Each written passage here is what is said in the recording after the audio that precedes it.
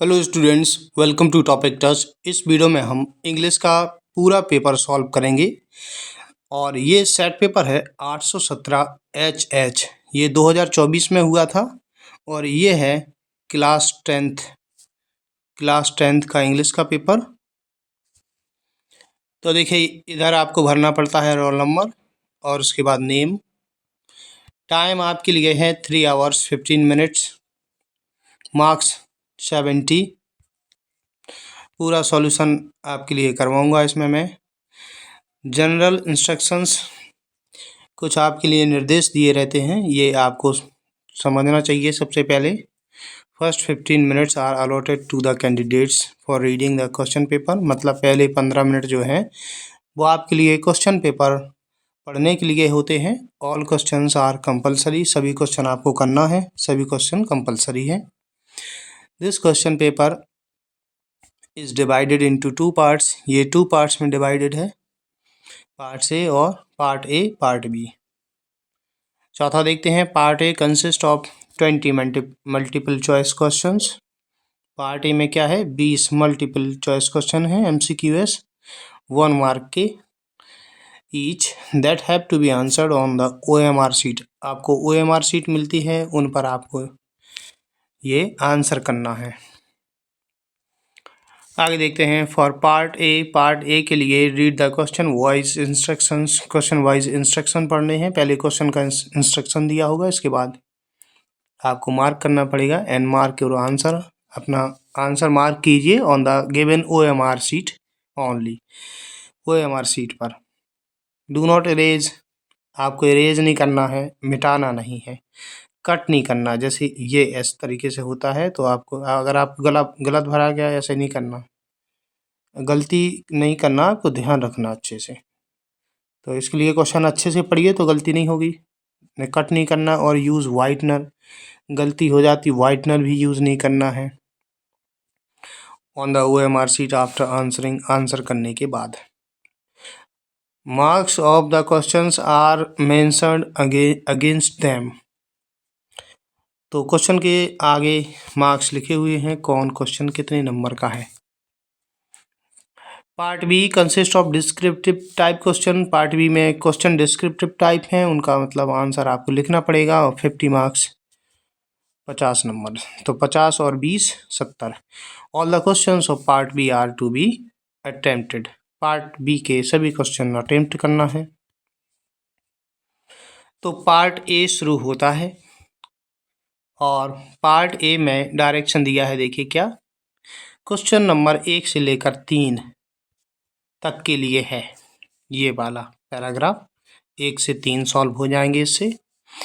Read the following passage carefully. इस passage को carefully पढ़ना है and choose the correct option. Correct option choose करना है to answer the questions that follow. तो इसके जो क्वेश्चन है, तो उसमें जो सही आंसर होगा वो आपको चूज करना है। इसको हम एक बार पढ़ लेते हैं, जिससे हम आसानी से कर पाएंगे क्वेश्चंस को। When we enter New York harbour. जब हम न्यूयॉर्क हार्बर में प्रवेश करते हैं, एक सिटी का नाम है New York harbour. The first thing we see is the Statue of Liberty. पहली चीज़ जो हम देखते हैं वो है स्टैचू ऑफ लिबर्टी।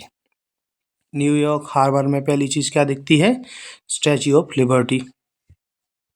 तो देखिए, पहले क्वेश्चन का आंसर आपको यहीं से मिल जाएगा। देखिए, पहला क्वेश्चन इसी से संबंधित है। When we enter New York harbour. जब हम न्यूयॉर्क हार्बर में एंटर करते हैं या प्रवेश करते हैं, the first thing we see is. पहली चीज़ जो हम देखते हैं वो क्या है, देखिए यहाँ पर मिलेगा आपको द स्टैचू ऑफ लिबर्टी। पहले का आंसर मिल गया इसी में। काफ़ी इजी होते हैं ये। इसके बाद आगे देखिए, तो पहली चीज़ क्या है, स्टैचू ऑफ लिबर्टी दिखती है। What impresses us most is, मतलब जो चीज़ हमें इम्प्रेस करती है सबसे ज़्यादा वो है इट्स साइज़। इसका साइज़ एंड मैग्निफिसेंस, मतलब इसकी शान, इसकी भव्यता। Have you ever wondered how it came to be there. क्या आपको कभी आश्चर्य हुआ कि ये वहाँ कैसे आया। The Statue of Liberty was a gift from the people of France. Statue of Liberty France के लोगों से एक गिफ्ट था। To mark the 100 anniversary of American independence, America की स्वतंत्रता का 100 ईयर एनिवर्सरी मतलब 100वीं सालगिरह को मार्क करने के लिए ये बनाया गया था स्टैचू ऑफ लिबर्टी।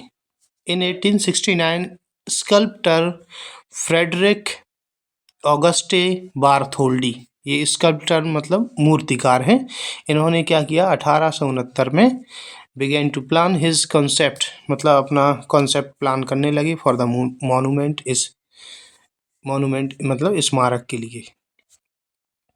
बार्थोल्डी ने कल्पना की थी liberty as a strong and proud figure, कि जो लिबर्टी है ना जो मूर्ति वो कैसी बनेगी, स्ट्रॉन्ग मजबूत एंड प्राउड गर्व के रूप में, फिगर मतलब रूप है यहाँ पर अर्थ। वन हु पर्सोनिफाइड, एक मतलब जिसने पर्सोनिफाइड मतलब कल्पना की, not only the majestic Greek goddesses of the past, ना केवल जादुई ग्रीक गॉडेसेस मतलब यूनान के देवी देवता और पास्ट मतलब जो समय निकल गया, भूतकाल के यूनान के देवी देवताओं के बारे में उन्होंने कल्पना नहीं की, बट ऑल्सो लेकिन the working man and women मतलब कामकाजी आदमी और औरतें और प्रेजेंट वर्तमान के, मतलब जो मूर्ति है वो दो लोगों को बताती थी, एक तो है यूनान के देवी देवता पास्ट के और वर्किंग वुमेन मैन और वुमेन। फाइनली इन 1884, यहाँ पर आपको ध्यान रखना इससे संबंधित एक क्वेश्चन पूछा गया। फाइनली 1884 1884 में द वर्क वॉज फिनिश्ड, काम पूरा हो गया। तो देखिए पहला क्वेश्चन कहा तो हमें आंसर मिल गया था। दूसरा क्वेश्चन क्या है, the Statue of Liberty was a gift from the people of, देखिए स्टैचू ऑफ लिबर्टी एक गिफ्ट थी कहाँ की लोगों से, पीपल ऑफ फ्रांस। तो देखिए तीसरा क्वेश्चन है, the Statue of Liberty personifies, Statue of Liberty है जो वो किसका प्रतीक है, the majestic Greek goddesses of the past, एक तो ये भी सही है, working man and women of the present ये भी सही है। तो इसके ए और बी दोनों सही हैं, तो डी वाला सही होगा क्योंकि इसमें लगा बोथ ए एंड बी। इसके बाद हम आगे देखते हैं, चौथा क्वेश्चन है, complete the following sentence, sentence को कंप्लीट करना है। I will not go to his party, मैं उसकी पार्टी में नहीं जाऊंगा, ही इन्वाइट्स मी। तो देखिए यहाँ पर इसमें क्या होता है, दो चीज़ें हमें ध्यान रखनी पड़ती हैं, अनटिल और अनलेस, इसी से संबंधित, इसी को कंफ्यूज करने के लिए ये क्वेश्चन पूछा जाता है। तो अनटिल ये बताता है समय को, समय, और ये बताता है शर्त को, दोनों का अर्थ होता है यदि नहीं या जब तक नहीं। तो देखिए इसमें शर्त की बात है कि मैं उसकी पार्टी में नहीं जाऊंगा, अनलेस इधर क्या आ जाएगा, अनलेस ही इनवाइट्स मी, यदि वो मुझे इनवाइट नहीं करता है। तो इसमें देखिए ये डी वाला सही है। इसके बाद देखते हैं पांचवा, complete the following sentence, sentence को कंप्लीट कीजिए। This young man is true to, true के बाद प्रीपोजिशन टू आता है, ट्रू टू हिज वर्ड, ये यंग मैन अपने शब्दों का सच्चा है। छठवां है, rearrange the following words cluster to make a meaningful sentence, rearrange करना है। तो देखिए इस क्या लिखा, raining been night had since. देखिए ऐसा करने के लिए ये ऑप्शन पढ़िए, जो सेंटेंस आपको लग रहा है ये सही तरीके से बना है, पहले सब्जेक्ट लगा फिर हेल्पिंग वर्ब मेन वर्ब, वही सही है, उसमें ये सारी वर्ड होंगे ही। जैसे देखिए इसका ये वाला है D, it has been raining since last night, यानी कि पिछली रात से बारिश हो रही है। तो इस तरीके से और कोई भी नहीं बना, तो इसका डी सही है। इसके बाद आगे देखते हैं, सातवां है, ही spent a lot of money on purchasing costly clothes, तो उसने खर्च किए बहुत सारे पैसे महंगे कपड़े खरीदने के लिए। Identify the word spent, spent जो शब्द है, वर्ड, ये क्या है, कौन सा पार्ट्स ऑफ स्पीच है। तो स्पेंड एक क्रिया होती है स्पेंड, ठीक है ना। स्पेंड मीन्स खर्च करना, ये स्पेंड सेकंड फॉर्म लगी है, उसने खर्च किए, तो स्पेंड क्या है, वर्ब। आगे देखते हैं 8वां क्वेश्चन है, देखिए which of the following words it is miss spelled, कौन सा शब्द मिस स्पेल्ड है यानी कि गलत है, गलत स्पेलिंग है उसकी। तो इसका गलत है ग्रामर, इसकी स्पेलिंग होती है GRAMMAR, ठीक है ना। ये आपको इजी लग रहा होगा लेकिन ये बहुत आता है एग्जाम में, ध्यान रखना, आया होगा भी है। इसके बाद आगे देखते हैं इसका डायरेक्शन क्या, देखिए क्वेश्चन 9 और 10 सॉल्व हो जाएंगे इससे। Read the following passage carefully and choose the correct option to answer the question that follow, मतलब इसको पढ़ना है और इसके आंसर देने हैं। अच्छा देखिए इसके आंसर तो बिल्कुल आसानी से दिए जा सकते हैं। ही वॉन्डर्ड फॉर 7 ईयर्स, वो वे 7 ईयर्स 7 वर्षों तक घूमे, भटके, and finally set down under a people tree, और अंत में एक पीपल ट्री के नीचे बैठ गए। वेयर ही वो टू स्टे अंटिल इनलाइटमेंट केम, मतलब वो वहाँ तक तब तक रहे जब तक उनको इनलाइटमेंट प्राप्त नहीं होता है। इनलाइटेड आफ्टर 7 ईयर्स, 7 सालों के बाद उनको इनलाइटमेंट प्राप्त होती है। इसी से देखिए दोनों की हमें यहाँ पर आंसर मिल जाएंगे, ठीक है ना। Siddharth Gautam wandered in search of enlightenment for, Siddharth Gautam जो है वो एनलाइटमेंट की खोज में घूमे, भटके 7 ईयर्स तक। अगला देखिए Siddharth Gautam got enlightenment sitting under, उनको एनलाइटमेंट प्राप्त हुआ किस पेड़ के नीचे बैठे हुए, पीपल ट्री। आगे देखते हैं, आगे देखिए क्वेश्चन नंबर अगले क्वेश्चन के लिए डायरेक्शन दिया है क्वेश्चन नंबर 11 से 13 तक। Choose the correct option to answer the following question, correct option यहाँ भी चूज करना है। तो 11वां क्वेश्चन देखते हैं क्या है, विच क्वालिटी ऑफ लेंचू, लेंचू की कौन सी क्वालिटी ने इम्प्रेस किया पोस्ट मास्टर को सबसे ज़्यादा। तो कौन सी क्वालिटी थी, his great faith in God, भगवान में उसका बहुत ज़्यादा विश्वास। 12 में देखते हैं who is the author of the lesson his first flight, his first flight जो लेसन है उसके ऑथर कौन है, तो लियाम ओ फ्लेहर्टी, तो ये हैं। इसके बाद आगे देखते हैं, आपको सभी जितने भी लेसन हैं उनके राइटर आपको याद कर लेने हैं, और जो पोएम है उसके पोएट होते हैं वो भी आपको याद कर लेने हैं। आगे देखते हैं, who had visited Rajveer to visit, who had invited Rajveer, किसने राजवीर को इनवाइट किया था, टू विजिट हिज होम, अपना घर विजिट करने के लिए, इन अपर आसाम, अपर आसाम में, तो किसने, प्रांजल ने। इसके बाद आगे डायरेक्शन दिया, देखिए क्वेश्चन नंबर 14-15 के लिए। Read the given extract and choose the correct option to answer the following question, इसको पढ़ना है और क्वेश्चन के आंसर देने हैं। तो ये देखिए फॉग से संबंधित क्वेश्चन है। The fog comes o little cat feet, it sits looking over harbour and city on silent haunches and then moves on. तो देखते हैं who is the poet of the poem written above, देखिए इसके question भी आते हैं कि इसका पोएट कौन है, इसके ऑथर कौन है, अच्छे से आपको याद कर लेने हैं। तो फॉग के जो पोएट हैं वो है कार्ल सैंडबर्ग। इसके बाद आगे देखते हैं 15 द फॉग कम्स, फॉग आती है किस तरीके से, साइलेंटली, साइलेंटली फॉग आती है, देखिए इसी में आपको मिल जाएगा, ठीक है ना, ऑन साइलेंट हॉन्चेज।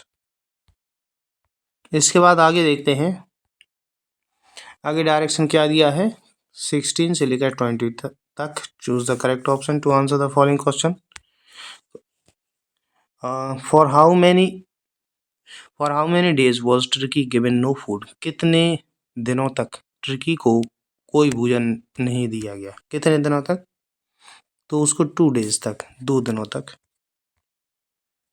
17 में देखते हैं how old was Hari Singh. Hari Singh की एज क्या थी व्हेन ही मेट अनिल। जब वो अनिल से मिला था तो वो था 15 ईयर्स का। आगे देखते हैं व्हाट वाज द एविडेंस। क्या प्रमाण था अगेंस्ट हॉरिस, हॉरिस के अगेंस्ट में, दैट गॉट हिम अरेस्टेड, जिससे वो अरेस्ट हो गया। तो हिज फिंगरप्रिंट्स, उसके फिंगरप्रिंट्स थे। 19 select the correct option to answer the following. तो करेक्ट ऑप्शन सेलेक्ट करना है आंसर करने के लिए। ग्रिफिन वॉज ग्रिफिन था, क्या था, ब्रिलियंट साइंटिस्ट, ये भी सही है। लॉलेस पर्सन, मतलब जो कानून नहीं मानता है ऐसा पर्सन था वो। तो ए और बी दोनों सही हैं, तो ये सी होगा क्योंकि उसमें दिया है both A and B.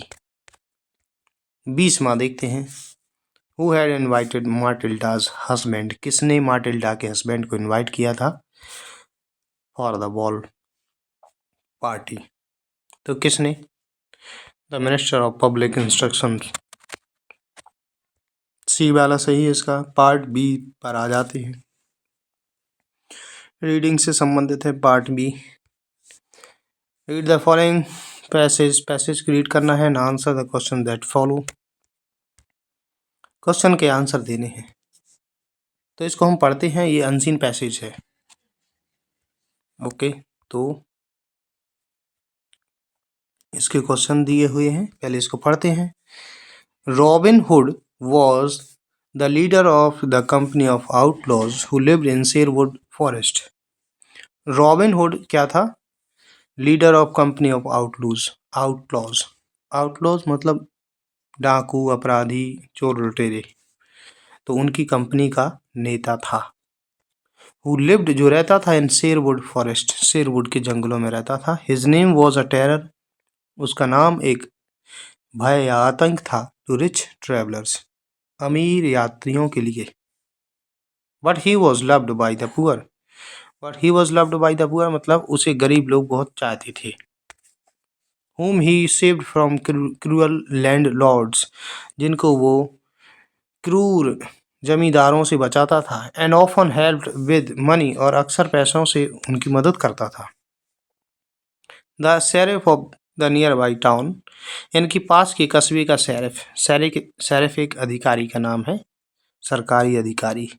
Was his bitter enemy, उसका घोर शत्रु था।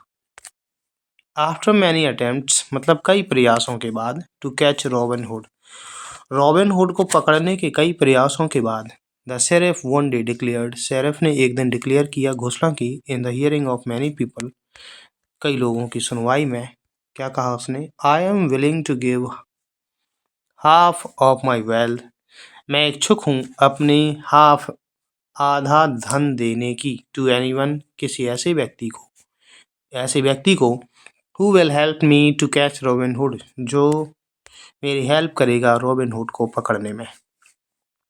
अब देखिए इसका क्वेश्चन है who was Robin Hood, Robin Hood कौन थे, रॉबिन हुड कौन था, and where did he live, और वो कहाँ रहता था। तो आपको मिल गया उसी में रॉबिन हुड कौन था, शुरू में लिखा है बिल्कुल पूरा, ठीक है ना। Robin hood was the leader of company of outlaws he lived in Sherwood forest, डाकुओं की कंपनी का नेता जो शेरवुड के जंगलों में रहता था। तो वहाँ पर हु लिखा है, यहाँ पर नया सेंटेंस बना दिया, ही लिव्ड इन शेरवुड फॉरेस्ट। आप इस तरीके से भी लिख सकते हैं, सीधा सीधा वैसा नकल करके लिख देंगे तो भी पूरे नंबर मिलेंगे, 2 number. Who did robin hood help with money, robin hood किनकी हेल्प करता था मनी से, तो उसमें दिया है गरीब लोगों की। Robin hood help the poor, गरीब लोगों की, with money, and save them from cruel landlords, और उनको क्रूर जमींदारों से बचाता था। Who was robin hoods better enemy, robin hood का कड़वा शत्रु, घोर शत्रु कौन था, तो उसमें दिया sheriff of the nearby town, the sheriff of the nearby town, पास के कस्बे का एक sheriff. Was his bitter enemy, घोर शत्रु था। काफ़ी इजी है ये। Which word in the passage, कौन सा वर्ड जो पैसेज में है जिसका अर्थ है जिसका मीनिंग है टू मेक नॉन पब्लिकली और ऑफिशियली, मतलब पब्लिकली या ऑफिशियली किसी के बारे में कोई बता देना कोई चीज़, तो वो है डिक्लेयर कर देना। डिक्लेयर मतलब घोषणा करना।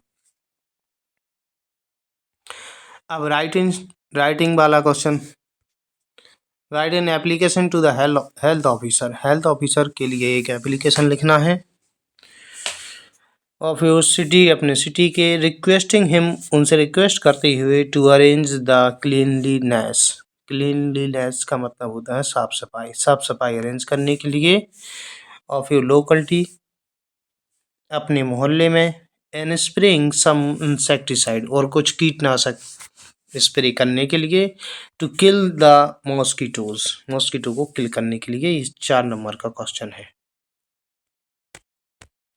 तो देखिए इस तरीके से आप लिखेंगे टू, उसके बाद द हेल्थ ऑफिसर, आपके सिटी का नाम, यहाँ पर डिस्ट्रिक्ट लिख देना है और यहाँ पर डेट लिखना है। इस तरीके से आप कॉपी में लिखेंगे, ध्यान रखना। फिर कॉपी में जो आप लिखते हैं ना, फिर आपको एक लाइन छोड़ देनी है, एक लाइन छूटी हुई है ये। फिर आपको सब्जेक्ट लिखना है, इस तरीके से काले पेन से हेडिंग डाल लीजिए, ये नीले से लिख देना।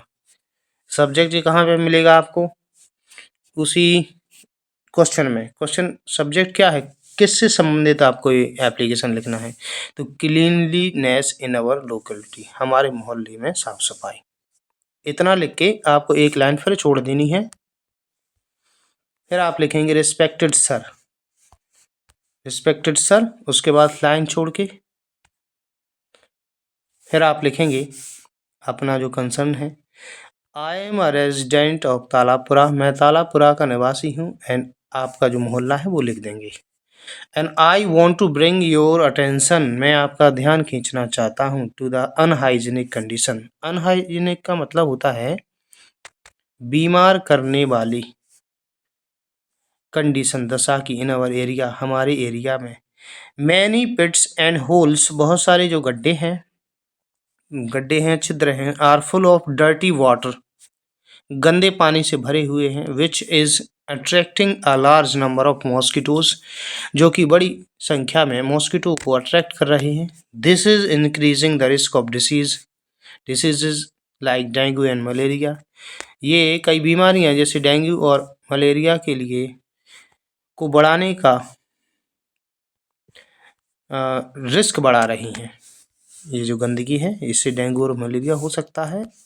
अब यहाँ पर आप लाइन छोड़ देंगे नई लाइन से, I kindly request you to arrange for proper cleaning of our locality, मैं आपसे रिक्वेस्ट करता हूँ कि आप प्रॉपर क्लीनिंग करवाएं हमारे मोहल्ले की, and to spray insecticide spray करवाएं, to control the mosquito population, mosquito की पॉपुलेशन को कंट्रोल करने के लिए। This will help in keeping our surroundings healthy and safe for everyone, इससे क्या होगा, हमें हेल्प मिलेगी हमारे सराउंडिंग मतलब चारों ओर या आसपास हेल्दी और सेफ रखने के लिए।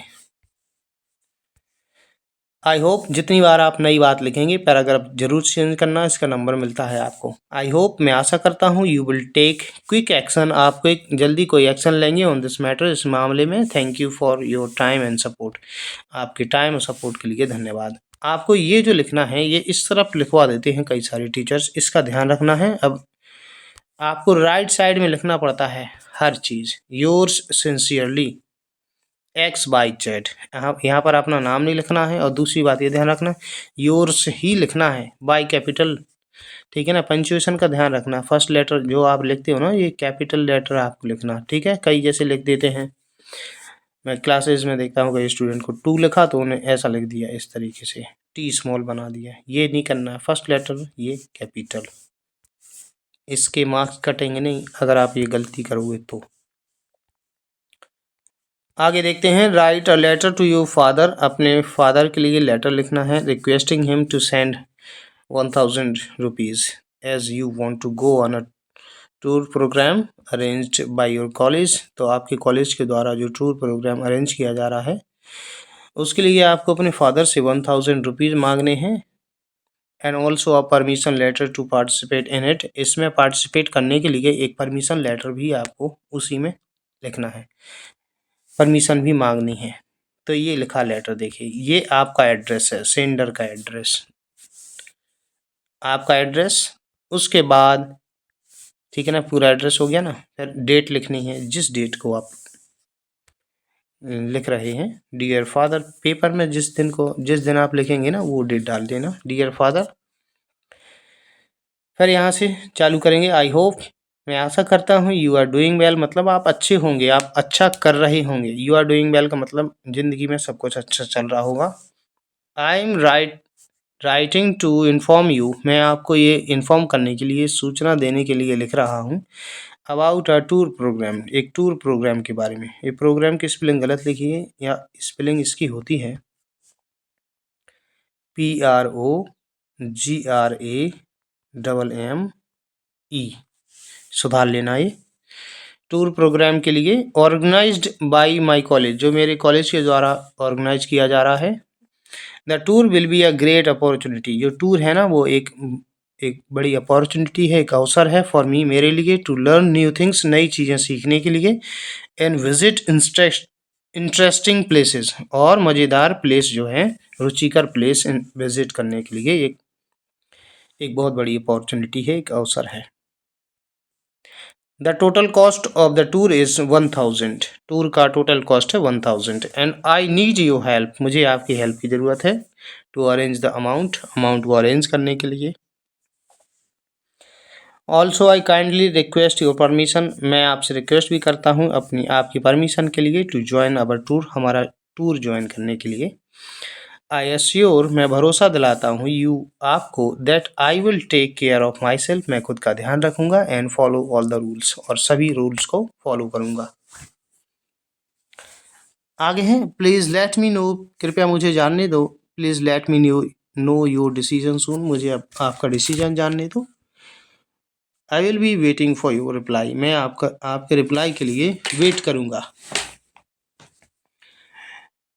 ठीक है ना। आप यहाँ पर ये पैराग्राफ जो चेंज किए गए हैं, इनका आपको ध्यान रखना है, पैराग्राफ जरूर चेंज करना है, इसका नंबर दिया जाता है आपको। टेक केयर, अपना ध्यान रखो, and give my regards to everyone at home, घर पर हर एक के लिए मेरा सम्मान देना। फिर आप ही लिख दोगे इधर, ये लाइन की वजह से छूटा हुआ है, नया पेज है, तो आप नीचे लिख देना, आपको योर्स लविंगली XYZ, नाम नहीं लिखना अपना, योर्स ही लिखना है। इसके बाद आगे देखते हैं। Right an article for your college magazine, college magazine के लिए एक आर्टिकल लिखिए इन अबाउट 80 to 100 वर्ड्स, 80 से 100 शब्दों में। टेलिंग द स्टूडेंट को बताती हुई the best ways to spend their vacation, उनका वेकेशन मतलब जो छुट्टी है उसको स्पेंड मतलब बिताने के लिए बेस्ट वेज क्या है, बेस्ट सबसे अच्छे तरीके क्या है, on the basis of the points given below, जो नीचे पॉइंट दिए गए हैं। 6 नंबर का है ये पॉइंट है कि आपको उसमें बात करना है इस बारे में कि आप जो भी वैकेशन स्पेंड कर रहे हैं, going on a pleasure trip, आप एक आनंददायक ट्रिप पर जा रहे हैं।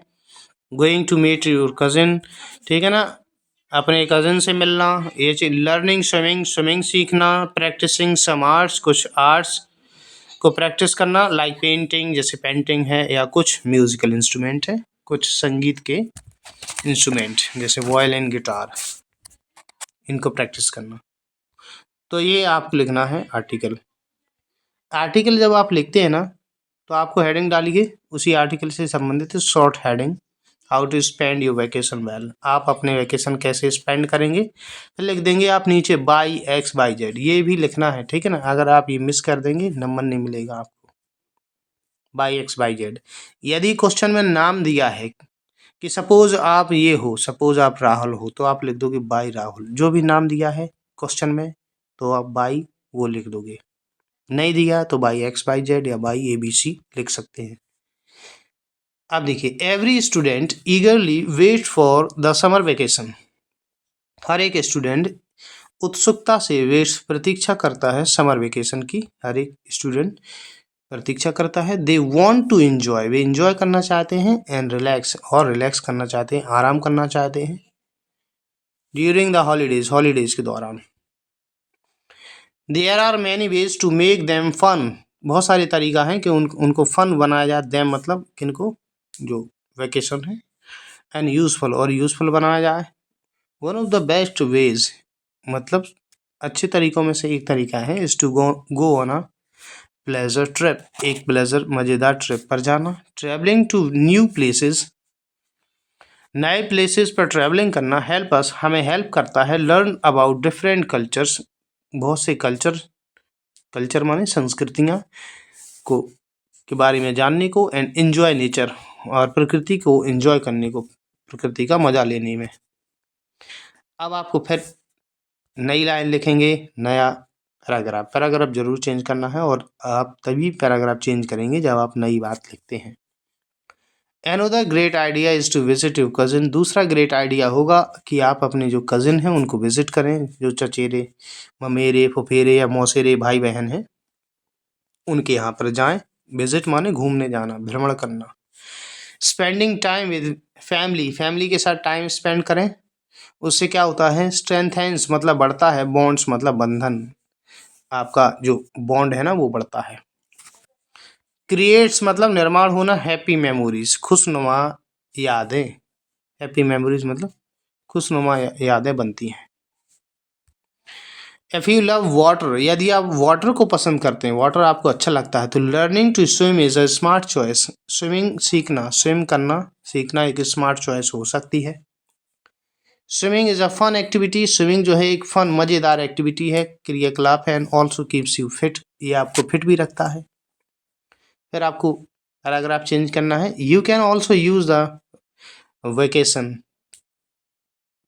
टू प्रैक्टिस एन आर्ट, आप वेकेशन को यूज़ कर सकते हैं आर्ट प्रैक्टिस करने के लिए, जैसे कि पेंटिंग, प्लेइंग म्यूजिकल इंस्ट्रूमेंट, ठीक है ना, पेंटिंग करना या म्यूजिकल इंस्ट्रूमेंट बजाना। इट इम्प्रूव्स, ये बढ़ाता है आपकी क्रिएटिविटी को। एंड गिव्स जॉय, और आपको खुशी भी देता है। मेक योर वेकेशन एंजॉयबल, आप अपने जो वेकेशन है एंजॉयबल आनंददायक एंड मीनिंगफुल, मीनिंगफुल मतलब अर्थपूर्ण बनाइए। Try something new and have fun, कुछ नया ट्राई कीजिए और मजे कीजिए। अब आपके लिए एक डिस्क्रिप्टिव पैराग्राफ का जो आता है ना, जो पहले निबंध आता था पेपर में, पहले आता ऐसे लिखिए ऐसे, अब इस तरीके से लिखा नहीं आता, अब आता है आपको पैराग्राफ लिखिए, ठीक है ना, वही निबंध है। यह कई बार आता है डिस्क्रिप्टिव, डिस्क्रिप्टिव पैराग्राफ, ठीक है ना, एक वर्णन मतलब फुल एकदम पूरा डिटेल से।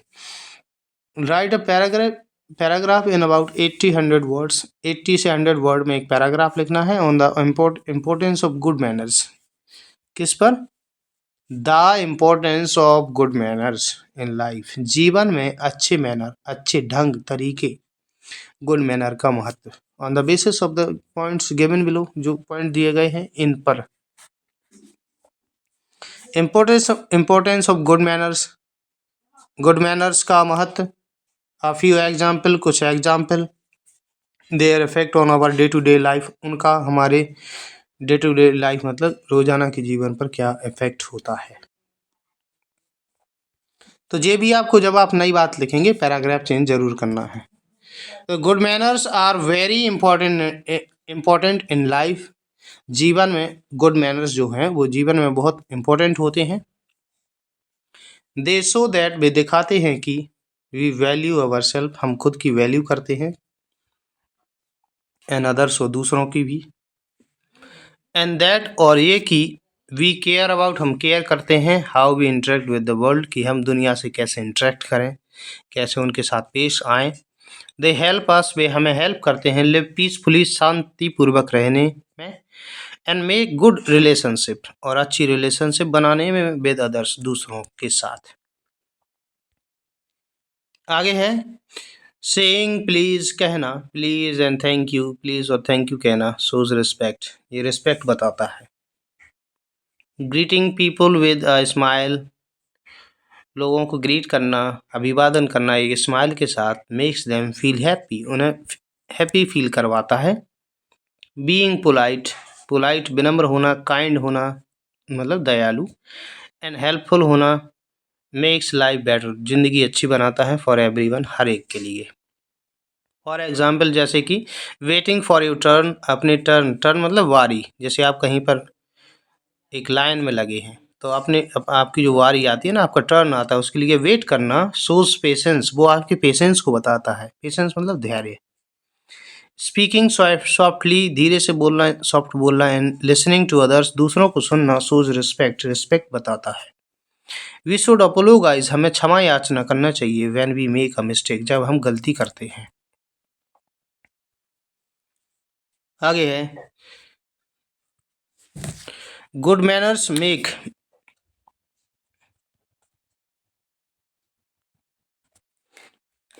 आगे देखते हैं। Good manners make our daily life smooth and pleasant. Good manners जो हैं वो हमारे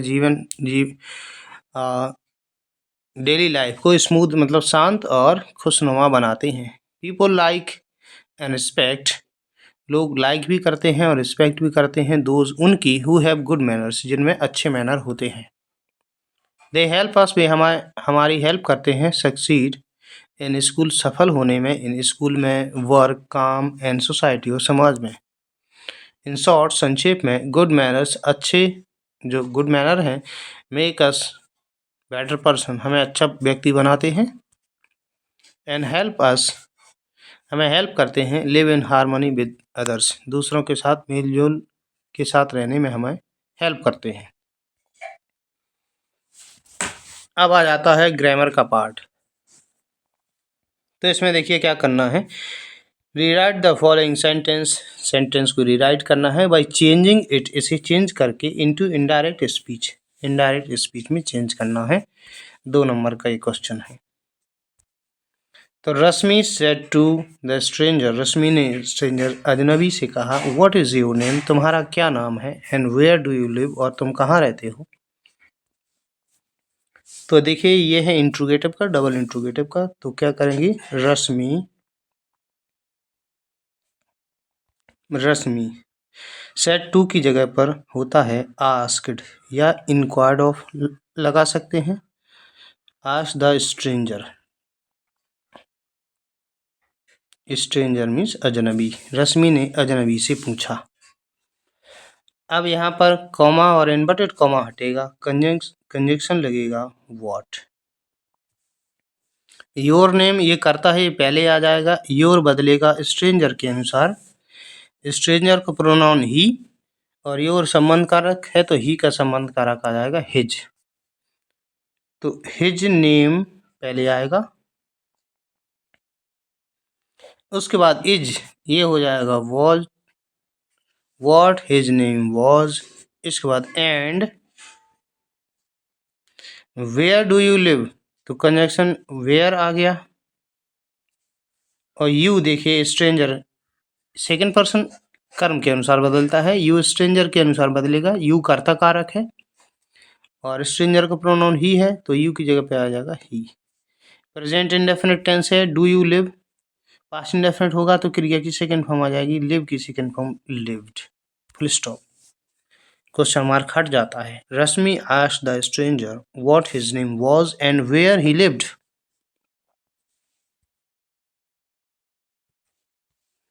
इसके बाद आगे देखते हैं B, change the following sentence into passive voice, passive voice में चेंज करना है। तो he has answered all the questions, उसने सभी क्वेश्चन का आंसर कर दिया, आंसर दिया। ऑल द क्वेश्चंस ये ऑब्जेक्ट है, ऑब्जेक्ट को सब्जेक्ट बनाते हैं सबसे पहले, तो आ जाएगा क्या, ऑल द क्वेश्चंस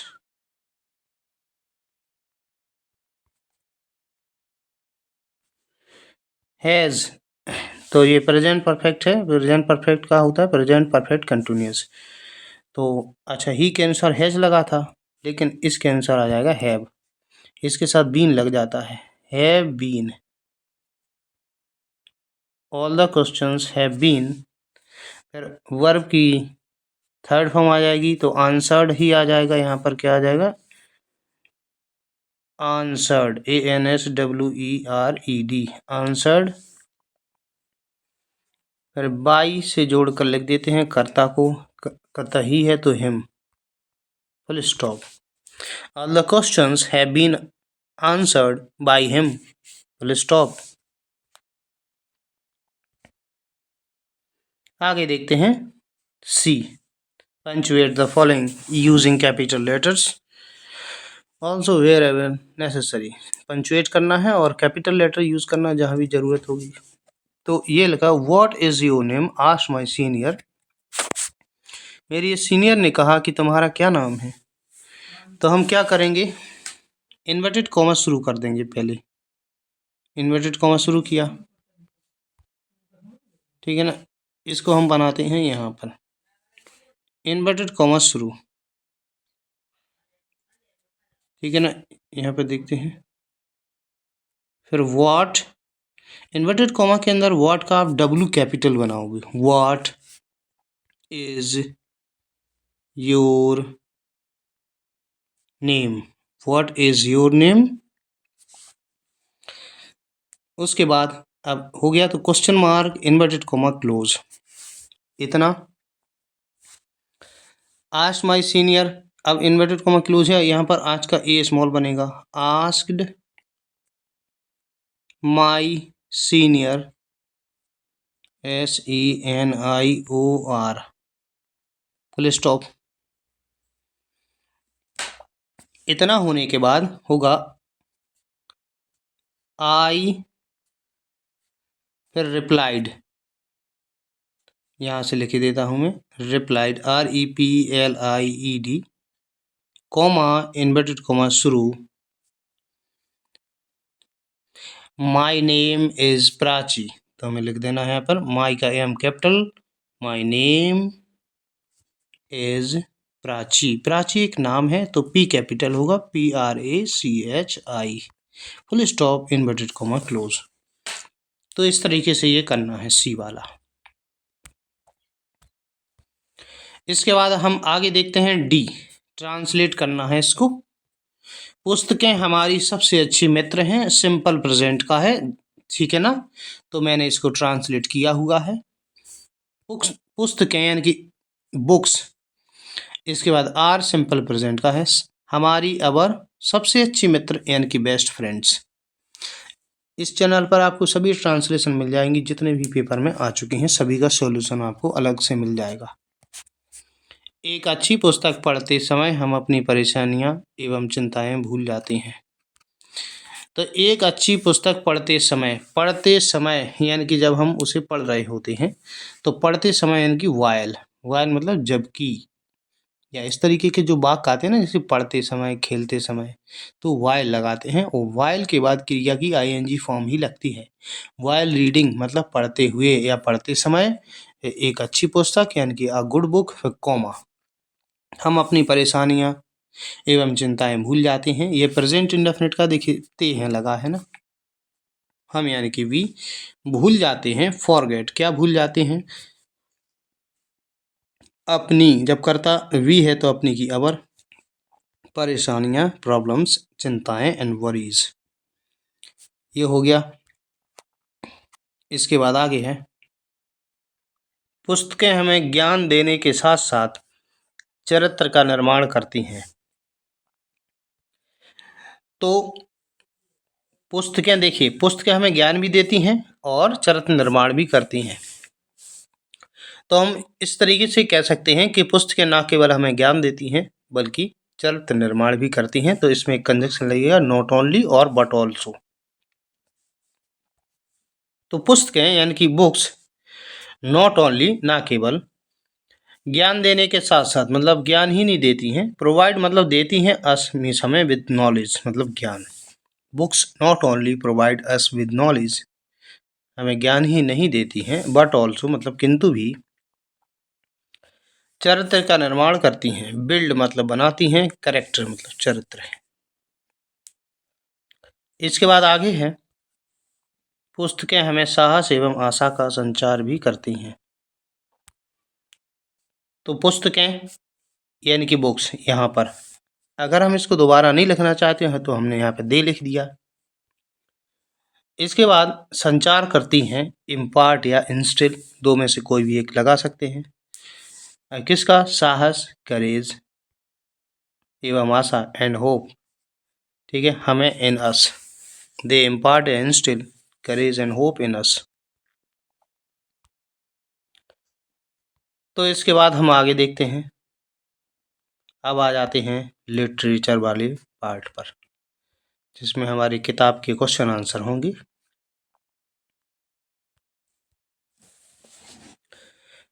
तो इसमें देखिए, answer the following question in about 30-40 words, 30 to 40 words each. जितने भी क्वेश्चन हैं उनका 30 या 40 शब्दों में आंसर करना है। Why did Nelson Mandela thank the international leaders? Nelson Mandela ने क्यों इंटरनेशनल लीडर्स को थैंक यू कहा है?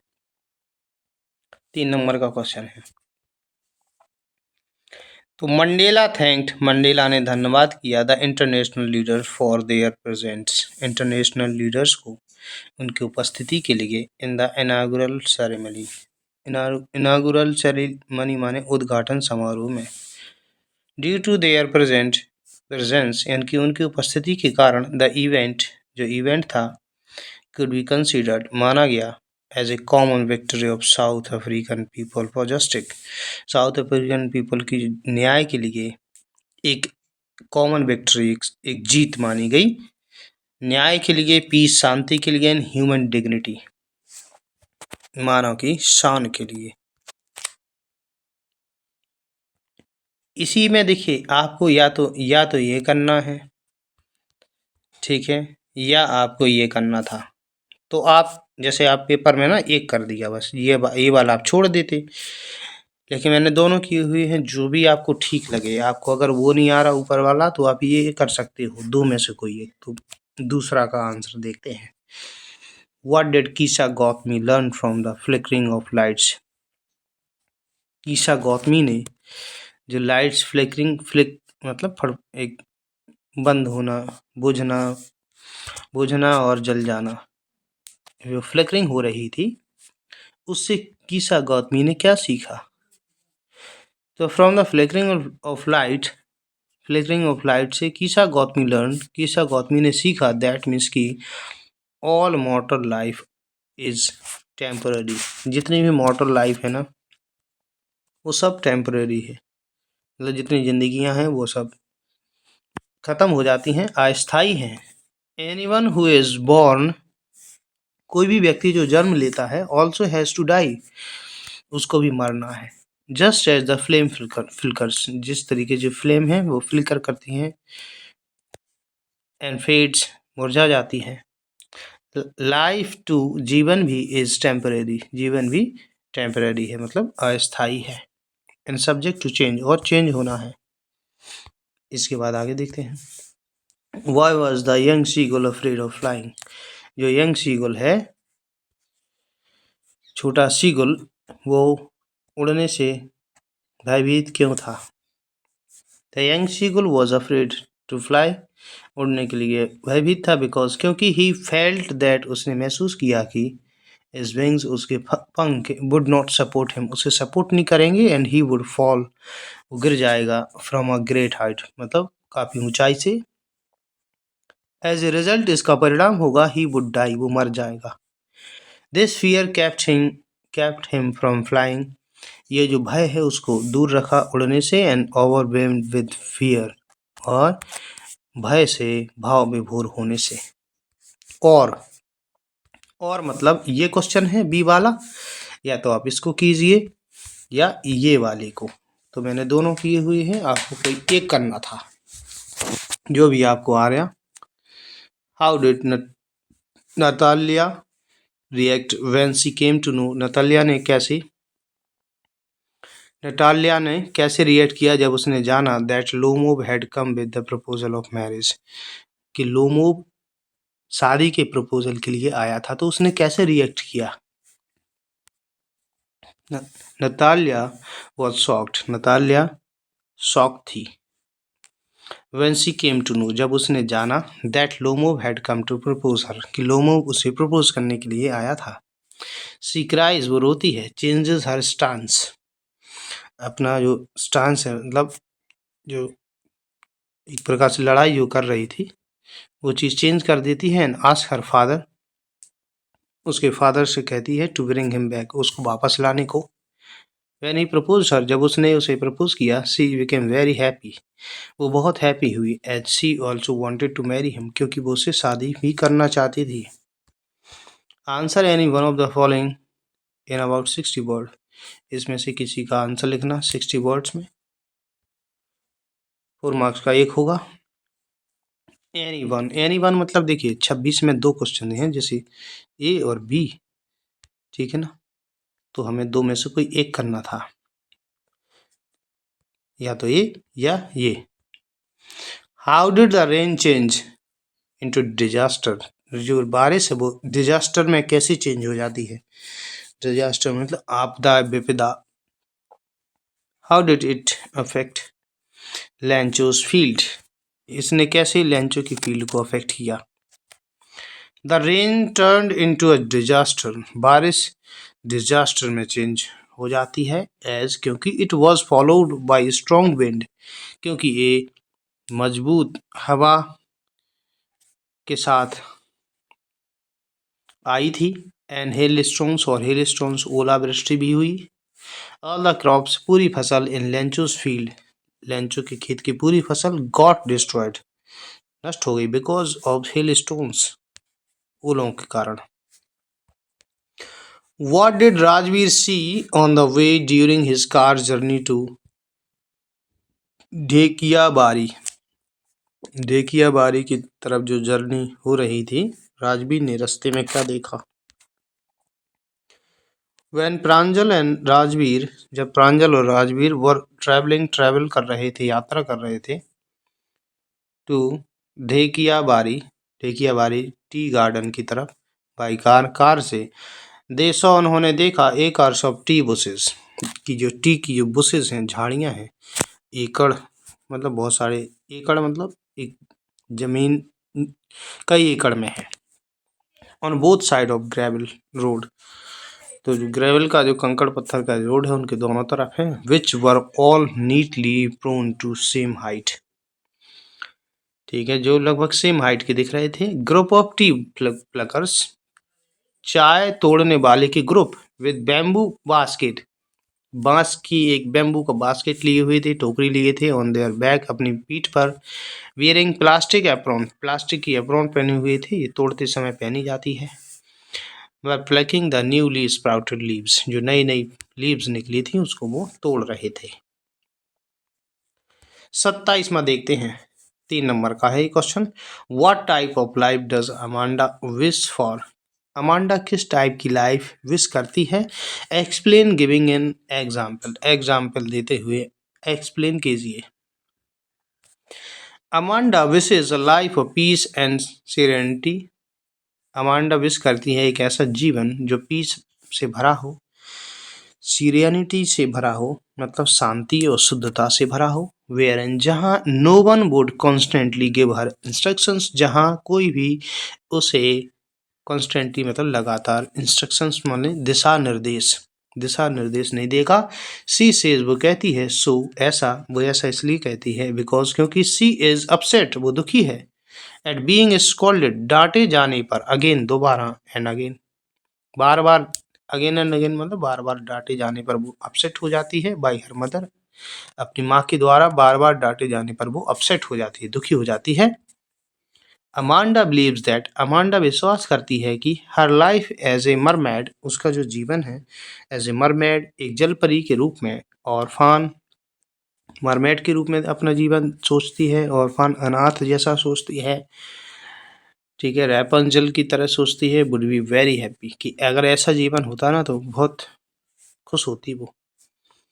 तो आपको ये 27वां या तो ये करना है या ये वाला करना है, ठीक है ना, राइट 4 लाइन, दो में से आप कोई भी कर सकते हो। तो इसमें देखिए क्या लिखा है, right 4 line of any poem, किसी भी पोएम की 4 लाइन लिखना है। तो आप ये तो 100% करते हो। प्रेस्क्राइब्ड इन योर सिलेबस, जो आपके सिलेबस में हो, अलग से नहीं लिख देना है। ट्विंकल ट्विंकल लिटिल स्टार, ऐसे नहीं करना है। Do not copy the line given in the question paper, question paper में जो लाइन दी गई है वो आप, क्वेश्चन है ना कौन सा, एक 8वां 9वां कोई भी क्वेश्चन हो उसमें लाइन दी गई हैं, क्योंकि उससे संबंधित क्वेश्चन पूछे गए हैं, वो वाली नकल नहीं कर लेनी है। मैंने देखा कई स्टूडेंट को, क्योंकि बोर्ड एग्जाम में मैंने भी वहाँ पे ड्यूटी की है तो मुझे मालूम है। तो वहाँ पे क्या करते, कई स्टूडेंट वही वाली नकल कर देते हैं, क्योंकि उनको पोएम याद नहीं रहती है। बहुत सारे ऐसे बच्चे होते हैं। तो 4 लाइन देखिए, इसमें लिखते समय ध्यान रखना है, जैसे फर्स्ट लेटर ए कैपिटल है, ये वाली ये गलतियां हो जाती हैं, बस ये देखा जाता है इसमें। द वे अ क्रो सुक down on me the dust of snow from a hemlock tree. 28 में आप कोई भी लिख सकते हो, जो भी आपको याद होगा। Right the central idea of any one of the poem in about 40-50 words. Central idea लिखना 3 नंबर का होगा, तो कम से कम 2-3 पोएम आती हैं आपके लिए, जैसे डस्ट ऑफ स्नो है, ठीक है ना, और भी पोएम है, the trees, the tale of custard, the dragon. तो आपको याद होगा, जो भी आपने याद किया होगा आप लिख सकते हैं। जैसे मैंने पहले का आंसर लिख दिया, ये 2 छोड़ दिए हैं, एक आपके लिए दिया है। In the poem dust of snow poem में द पोएट कवि वॉन्ट्स टू कन्वे दैट, वो बताना चाहता है दैट समटाइम, कभी कभी, small happenings and certain action, मतलब छोटी छोटी जो घटनाएं हैं और कुछ छोटे काम हैं, क्रियाकलाप हैं, can have a larger significance, उनका एक बड़ा महत्व होता है। They can change the mood और लाइफ ऑफ अ पर्सन, वो मूड चेंज कर सकते हैं, किसी पर्सन की लाइफ भी चेंज कर सकते हैं।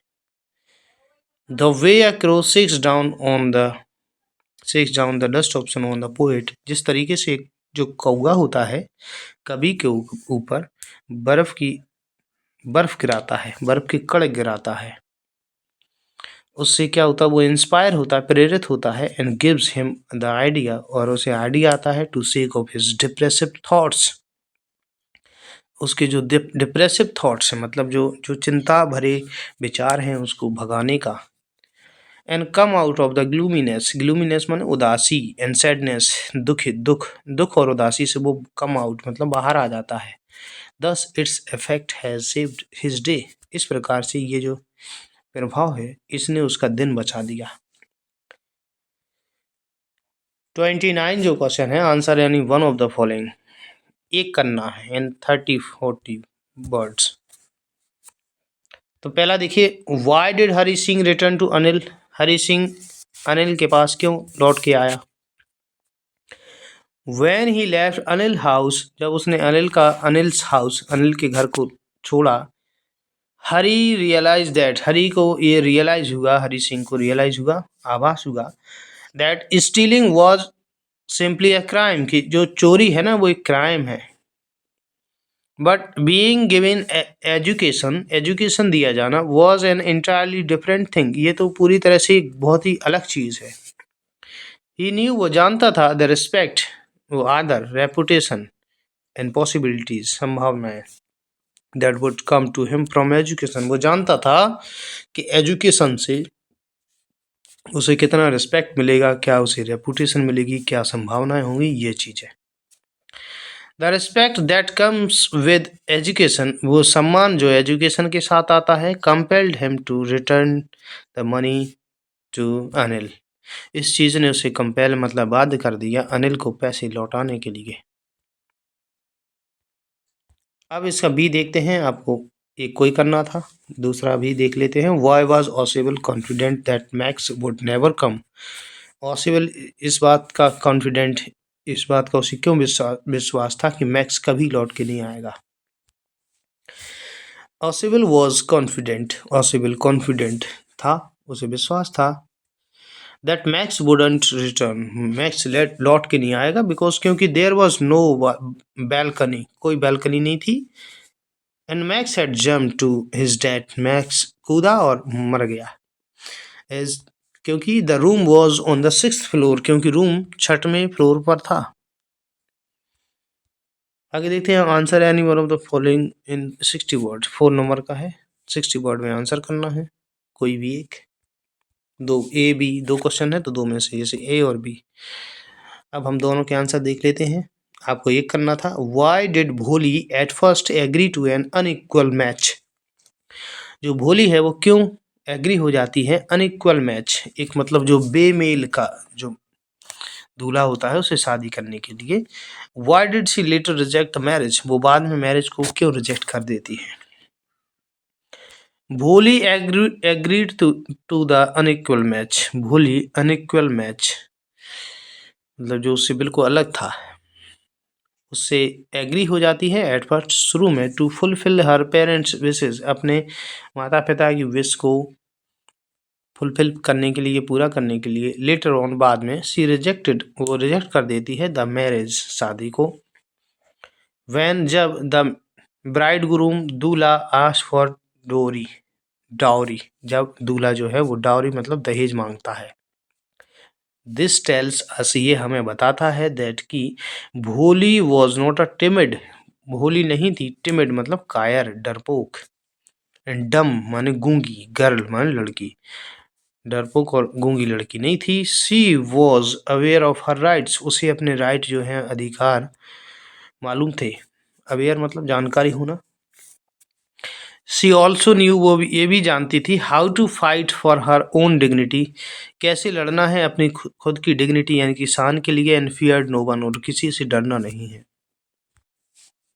इसके बाद इसका बी देखते हैं, दो में से कोई एक करना था अपन को।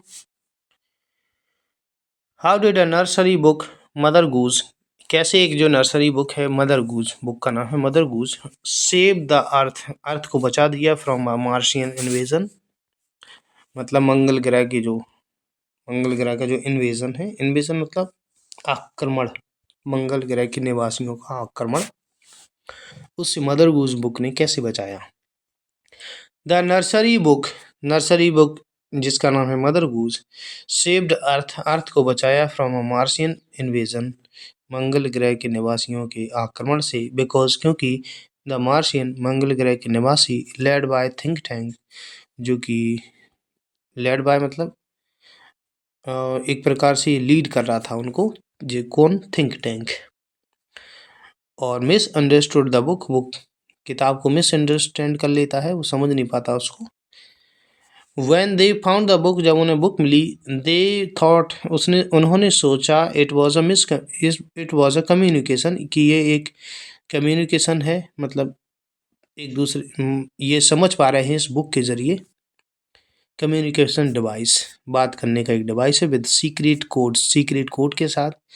As they read the nursery rhymes, जब वो नर्सरी राइम पढ़ते हैं, जैसे कि like Humpty Dumpty and hey diddle diddle, जब ये चीज़ें पढ़ती हैं उन्हें लगता कि ये तो कोड लिखे हुए हैं, सीक्रेट कोड है। तो क्या होता है, दे बिकेम स्कैर्ड, वे डर जाते हैं। थिंकिंग अर्थलिंग्स, वो ये सोचते हैं कि जो अर्थलिंग्स हैं, अर्थ की पृथ्वी पर रहने वाले लोग हैं, हैड एडवांस्ड टेक्नोलॉजी, कि उनके पास एडवांस टेक्नोलॉजी है, सच एज एनिमल्स, जैसे एनिमल जो हैं capable of space travel and weapon, ठीक है ना, ये स्पेस में ट्रैवल कर सकते हैं, उनके पास वेपन्स हैं, हथियार हैं। Think tank even thought, think tank ने ये भी सोचा, earth was planning to attack Mars, की जो अर्थ है, पृथ्वी के जो निवासी हैं, वो मार्स पर अटैक करने का प्लान कर रहे हैं। This fear made the Martians, इस चीज़ ने क्या किया, इस भय ने मार्शियन को देयर इन्वेजन, अपना जो आक्रमण है वो कैंसिल करने के लिए फोर्स किया, एंड फ्ली, और भागने के लिए, saving earth and from there attack, ठीक है, इससे अर्थ जो है वो उनके अटैक से बच जाती है। तो इस तरीके से ये पूरा पेपर हो गया आपके लिए। तो और भी जो एग्ज़ाम में जो पेपर हो चुके हैं 2024 के, उनका सॉल्यूशन आपको इस चैनल पर मिलेगा। इसके लिए चैनल को सब्सक्राइब कर लीजिए। वीडियो देखने के लिए धन्यवाद।